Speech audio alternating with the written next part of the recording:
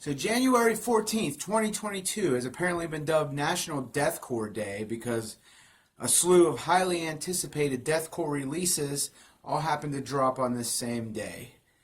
Now I'm a deathcore fan for sure and plan to have quite a bit of that in my next musical project myself. However, I kind of have my select bands I follow in this genre because a lot of bands in this genre have passed my radar because I find a lot of it to be kind of samey, and this is a genre where being generic or cookie cutter or overproduced kind of hurts more than helps, and you kind of just get lumped into the slew of the rest of them. I love the sound and have many deathcore releases that I'll always go back to. The first two Faceless albums being a big part of that. Like Planetary Duality is just like perfect, start to finish. And there are many other albums like that, but then there's a lot of deathcore albums that kind of pass me by, and some of them are ones that people swear by. So I'm kind of picky with deathcore, but I love deathcore. One of the January 14th releases is a new song called Acid Inject from Darko that you should definitely check out if you haven't yet. They've never disappointed. They've never made a song that I thought was bad. I mean, they're ruling the genre. There's just two of them, and they're ruling it right now. I mean, they're just... Darko is kind of defining the genre right now. Today's review, however, is a request from my good friend Cary, the new album The Chosen from the band Enterprise Earth. This band falls into deathcore bands I've heard, liked, but haven't particularly followed closely. I did hear their album Luciferous, if that's how you say it, in the past. It's a 2009 release, and remember loving one of the songs off that one. I actually went back to find that song prior to this review. It's called The Fail-Safe Fallacy, and that got me nice and pumped up to refamiliarize myself with this band's sound. And as I pulled up this album we're about to dive into here, I realized, holy shit, this is going to be a long-ass album. Will the content justify its length? Let's find out. Let's dive into this thing. I've only done one other album review besides this, the Last Volumes album, and like I said in that one, I prefer track-by-track reviews because you can dive into all the moments of the album, nothing really goes overlooked, and then I'll summarize it at the end. This is going to be a bit longer than that review, though, because this album's long as shit, bro. Alright, let's do it. Number one, Where Dreams Are Broken. I was surprised by the way this album opened up. This is not a deathcore song. It is 100% out of the Killswitch Engage playbook. Every riff, everything the drummer did, everything musically, this is some Killswitch Engage style metalcore for 80% of the song. We need to talk about the chorus. Every band does not need to do the Architects thing. I'm tired of hearing Architects do the Architects thing. And as for the scream singing that Sam Carter does, and it is very hard to do, but it's being done to death in this genre, this particular vocalist is not too pleasant to listen to doing it, putting it kindly. When he sings in his actual range, which you do hear in this song, he does sound good. The bridge of this song is the highlight, with a creative breakdown that shows how low the vocals and guitars will be going on this thing. So let's keep going. Number two, Reanimate, Disintegrate. The gent grooves hit like a ton of bricks, and the riff is so good. The intro is so good. Everything about the way this song builds up is so good. Let's fucking go, man. Great section after great section, and some standout bass guitar and drum interplay. Again, though, I'm not really hearing deathcore here. More like After the Burial. The second half of the song had a long lead into some of the traditional deathcore breakdown tropes, but it was done very well. Then a great solo that once again reminded me of After the Burial. But it was a great solo. Pretty much loved everything that happened in this song. It was very enjoyable. It did kind of feel like it was out of another band's playbook, but I am very close to making this one of my favorites, if not my favorite. And even if this isn't my favorite track, being that it's one of the more compact tracks in this album, I'd probably most likely, if I felt like hearing this band, go back to this one. Reanimate, Disintegrate. Good song. Top track. Number 3, Unleash Hell. This song is heavy as shit, man.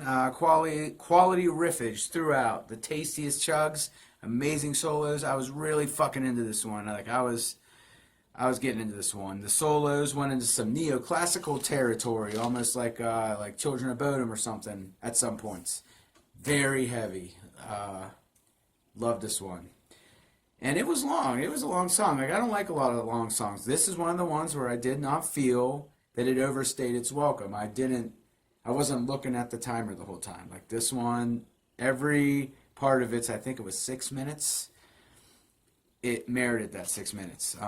All of it, though, still 100% sounds like After the Burial. There's a clean sung section that is great musically, but I don't know, man, I can kind of take or leave this guy's high cleans. The cleans in his register, the lower ones, they sound very good, but his high cleans, where he kind of does like the Architects thing, I just don't think it's his bag. Just being as kind and positive as I can by highlighting the things that I do think he does well. But again, not everybody needs to do the Architects thing. It's been done to death. Everything else was very enjoyable on this track. I really liked this one. It sounds like After the Burial. Where have they been, by the way? I feel like we haven't heard from After the Burial in a minute.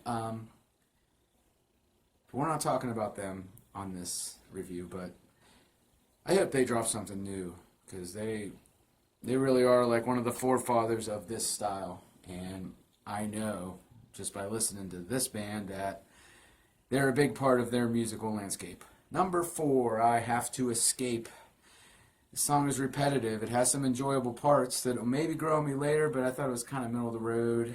The highlights were things they already did better on the other 3 songs, and it really would have been better off shorter and more original. I just kind of think of After the Burial again. Number 5, The Tower. This is an interlude. It reminds me of some interlude tracks that the Faceless have done. I hate always comparing this to another band. Sorry. Number 6, They Have No Honor. This track begins the first actual feel of deathcore. This is like the first all-out deathcore introduction you're feeling when you're listening to this song. Things the vocalist does within the song are hit or miss, but mostly hit. Around 2.5 minutes in, are they doing Hammer Smash Face? Sounds like they're doing Hammer Smash Face. The ending breakdown is quite tasty. This is a good one. I'm reminded of other bands. That's something you're going to kind of hear within this, but I go back to this one. It was a fun track. Number 7, Overpass. At 7.5 minutes, this is the second longest song on the album. God damn! It's going to be one of the shortest parts of this album review, though. It did nothing for me. It reminded me of why I don't care for a lot of long songs, in its repetition, and it's feeling like we could have told this story in an easy 4. Next, 8, You Couldn't Save Me. Some quality thrash riffage here. Great drumming, good vocal choices. Everything in this song reminded me of either Killswitch Engage or After the Burial. But it's well done, memorable, and I like both of those bands. And I thought this was a success in being a good, solid song that you go back to. I liked this song. Number 9, Unhallowed Path. This reminds me of some great interludes of 2000s metalcore past, particularly Darkest Hour. It's much better than the other interlude. It feels like I'm listening to Soilwork or In Flames at times. Moving on. Number 10, Legends Never Die. The outro of this song continues that vibe when Soilwork or Darkest Hour break out the acoustic. It's a pretty good song. But some of the greatest parts of this song might get overlooked by the listener listening to this in one fell swoop because of just how fucking long this album is. Number 11, My Blood, Their Satiation. Satiation. Is that right? I think that's right. This is almost a 6-minute long, mid-tempo, dramatic part of the album. There are some cool parts in this song. This is where you really start feeling like the cool parts are going to be forgotten because of how overbloated this album is. The substance of the songs can easily be overlooked because this album it's just too long, man. It's just too long. I've tried to withhold negativity as long as I could because these guys aren't a bad band. Like, I like them. Like, I don't want to act like they're not, like, good. Like, and they can do a ton of things instrumentally that I could never do. I mean, they're a good band. I just really think they overbloated this album, and if they kind of just smushed all the best stuff into a compact package, it would still be like 40 minutes. And that's a good runtime for an album. But this is just not a create an hour plus opus kind of band. Sorry. Number 12, Skeleton Key. When I got the Skeleton Key, because of how long this album is, I kind of took a break, walked away for a little bit. I took a few minutes to pause. I ran a couple errands, smoke a bowl, get some housework done, and just get a fresh mindset going for this song and for the latter half of this album, like the last 3 tracks. So here we go. This one is nice and heavy with everyone in the band getting some time to shine. I remember hearing some great bass drum and bass, guitar, and drum interplay in here, and just remember paying attention to every instrument at some point, like everybody. It's a good song, but the average listener might not remember a lot by the time they get here. Like, if you want to hear the greatest parts of this song, I would say just skip right to this song right away and see what you think of it then. I would actually say that for a lot of the songs I'm hyping up here is just go right to them and select what you like the best and make your own playlist. This has like another one of those stretched out, made for a live show type breakdown. And some bands can make that work in the studio and some can't. And on this song, it sounds good. It's a good one. This is a pretty good track in general. I think you could give it the most credit for its strengths if you went right to it one day without and just analyzed it on its own. I would say if you want to have any of these songs grow on you, just kind of go to them individually because of how long this is. And we haven't even tackled the longest track. And we're going to do that now. Here we go. The title track, The Chosen. It's 8.5 minutes. And it's fucking incredible, dude. I would have traded half the songs on this album for this 8.5 minute epic. Let's break this fucking thing down. The intro, it sounds like Architect's hard, but in the best way possible. The vocalist almost sounds like he practiced the Architect's thing while making this album, because from track 1 to here, he goes from being kind of cringy at it to good at it. Like the clean vocals in this album get better as they go, if that makes any sense. It just works here, and it's just good, man. It goes from here to a great black metal-ish type section with some nice blasts and those great chords. And around 3.5 minutes in, it takes like a clean, progressive Tesseract kind of direction, and it sounds really, really good too. Around 5.5 minutes in, there's some amazing guitar work that again rivals some of the great progressive bands of like Tesseract and Between the Buried and Me. It sounds great. You do not feel like you've been listening to the song for this long. Like everything flows seamlessly, and then the entire lead into the climax of this song. It's also amazing. Like this song, as long as it is, it's one of the best ones. I mean, it's really good. There's some kill switch engage style harmonized riffing with the singer doing that scream singing thing again, but it sounds so good. I mean, everything they tried to accomplish with this song, they nailed it. Like, they were just on their fucking A game with this one. This one is the longest song on the album, but it feels like it's that long for a reason. The album's too fucking long, man. I'm saying it, but this would not be the song to cut. If you were gonna like try to trim the fat off this thing, and like you would think trim the longest song off, no, like you gotta have this one. It's so good. It's the title track for a reason. It's good. And we're left with the last one, Atlas, the closer, and we're closing this album out with a shorter instrumental piece. The atmosphere is at 110% on this song, and I love how they chose to end this album. I would keep this instrumental over some of the album's entire middle section. It's a great closer, and I liked it a lot. Okay, wow, my brain is full. They really saved this album at the end. I had many peaks and valleys with this album. Peaks and valleys I may not have had if this had been like a 35 to 40 minute album. It's too long, man. I'm going to get the complaints I have with it out of the way so we can talk about the things that were fucking awesome about this album. The other complaint that I have really is that it reminded me of other bands a lot, namely After the Burial more than anything else. But, I mean, they're good. They're a fucking great band, though. The standouts of this album, I would say, are number 2, Reanimate, Disintegrate. Number 3, Unleash Hell, and the title track. The rest range from meh to good.